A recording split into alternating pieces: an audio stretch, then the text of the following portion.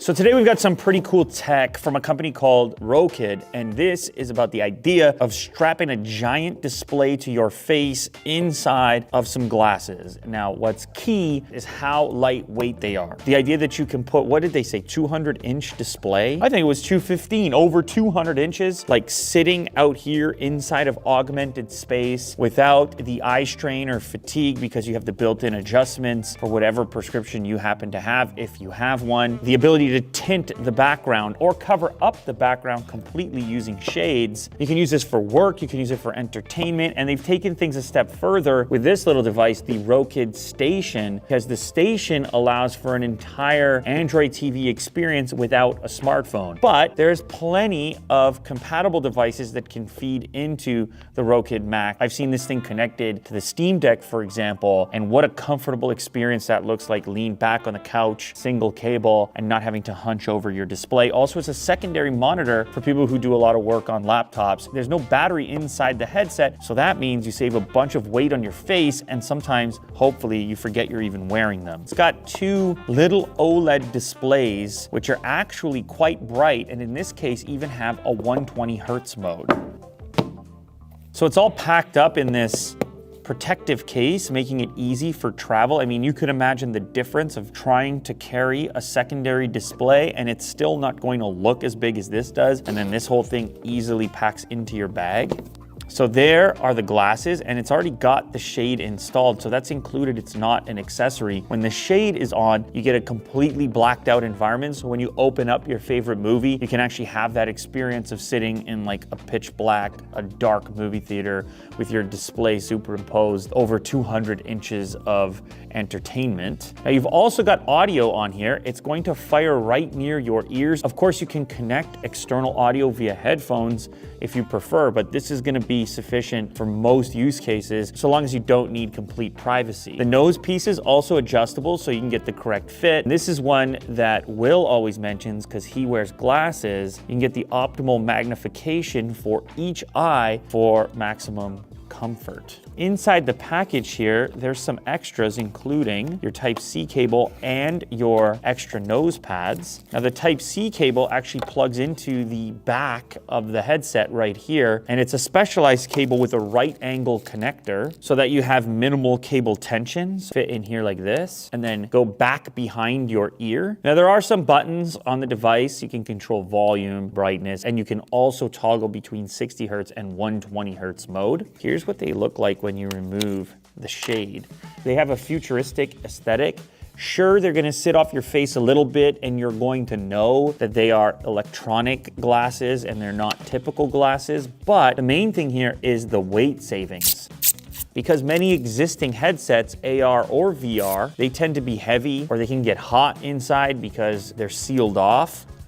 Whereas with these, it's an extremely lightweight experience. Just dial in your fit there. And you can imagine forgetting that you're wearing these if you happen to be on a flight or on a train, traveling, or even laying on your couch or in bed. Because these superimpose a display sort of in this region, it also kind of corrects your posture a little bit. So if I was working on a laptop, I can still see below via the bottom part of my vision. So I could see a keyboard that I was typing on. But then I'm gonna sort of stay in this position because the secondary display that I'm using is going to be fitting somewhere extremely large right around here. Now, what's cool about this entire ecosystem is they've thought of so many different ways in which you might want to interact with this display. I mean, that's really what it is. It is a giant wearable display. So you've got the Rokid Station, which is going to have micro HDMI and USB-C, and essentially this will work with any application that works on Android TV, including game streaming services. Then we've also got the Rokid Hub. If I wanted to connect a smartphone or a Nintendo Switch, I can still supply power and then have my output to my glasses. They've also got a voice-capable Android TV, OK Google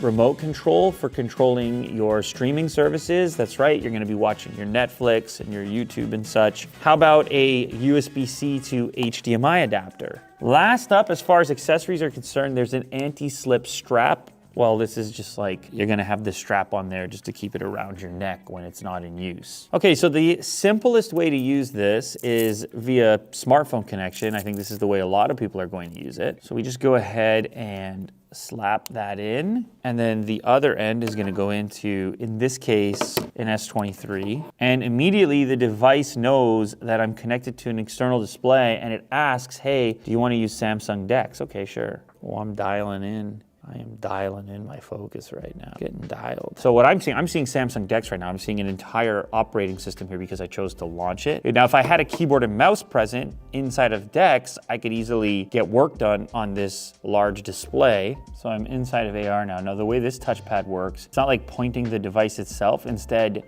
your thumb is working like it's on a trackpad and you can kind of select things in this manner. Video player, browser, cinema. Oh, cinema brings up YouTube, deep focus, music for study.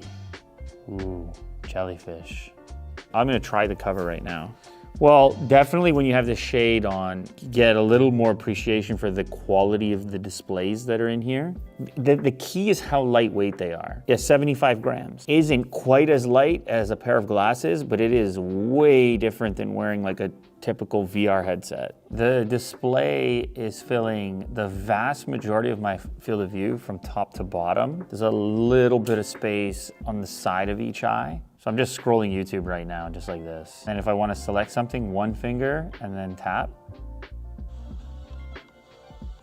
I'm getting an ad for Little Caesars Pizza. This really switches your mindset in terms of ergonomics because you're so used to sitting in front of a screen instead of wearing it. Therefore, contorting your body or neck or shoulders to conform to the location of that screen. When you're wearing the display, it's moving with me. So if I move around ever so slightly, the screen is coming too. And then the other part of it is just how much room would you need to have a display-like experience to what these can supply. And certainly it wouldn't go in a case like this and fit in a bag, and a display is not gonna go with you onto an airplane. Okay, so next let's check out the Rokid Station. And the premise here is that we can get our streaming, we can get our content without the need of a smartphone. So we won't have to be tethered in that way. Of course, we can still get our content from our smartphone to the glasses wirelessly by sending it to the station. This is also gonna act as a control for the device. Here's what the unit looks like. Obviously, there's some familiar controls here. We have navigation, back, home. We have a Type-C on the bottom, and then we've also got a micro HDMI for a variety of sources. Because it has a micro HDMI capability, it also means you can use this to stream to really any display. This will behave like a Chromecast on any connected display. This unit here actually has a built-in 5,000 milliamp hour battery. Okay, so we've taken some time to set everything up on this variety of devices and charge everything up. Let's go ahead and check out what this one looks like next. So it is asking me for the dedicated Android TV remote. The cool thing here, I guess, is that you can have this wireless remote to control the entire interface, and then you can tuck the station wherever you want. All right, so what I'm noticing here is you have a dual input method. You can either use this controller, which has your typical kind of Android TV inputs and your built-in battery and your HDMI output, or you can put this down, tuck it away somewhere, and have this wireless control with also a microphone or voice input, which obviously is very convenient for Android TV. Right now, this is super familiar for anybody who's utilized Android TV on an actual TV. It's exactly like that. What this does is free up the smartphone and the smartphone's battery, and instead, we're now using the station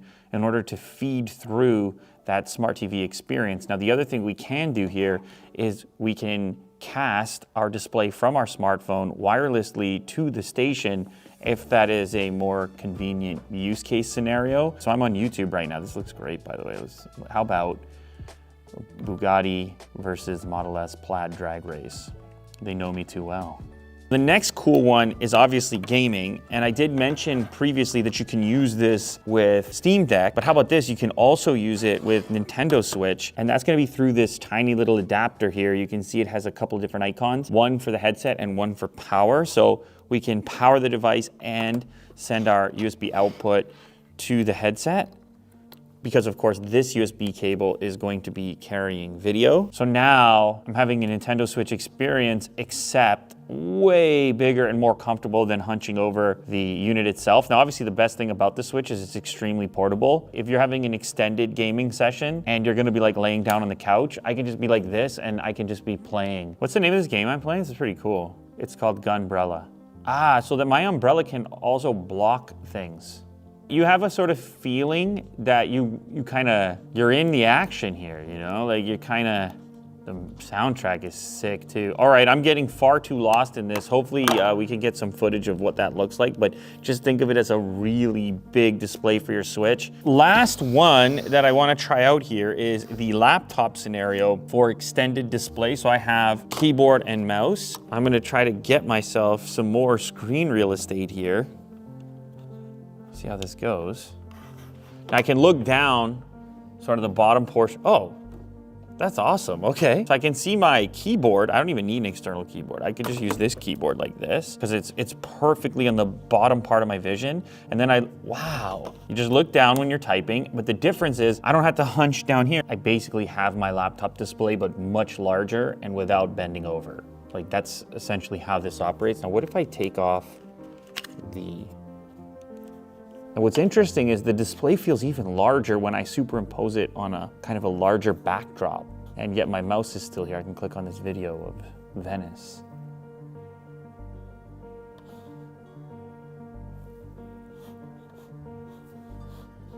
And maximize it. So this is sort of a glimpse into the future. We all know that these are going to become more prevalent in our lives. The demand on these types of devices is not just going to be for entertainment, but for work as well. And that's where this versatility comes into play. And this is why compatibility is so important. The station, which is primarily Android TV, primarily based on consumption. Obviously our phone is a mix of consumption and productivity. Our laptops, primarily productivity. And then we have gaming devices like the Nintendo Switch, which is for entertainment purposes, all of which are capable of integrating with the Rokid Max.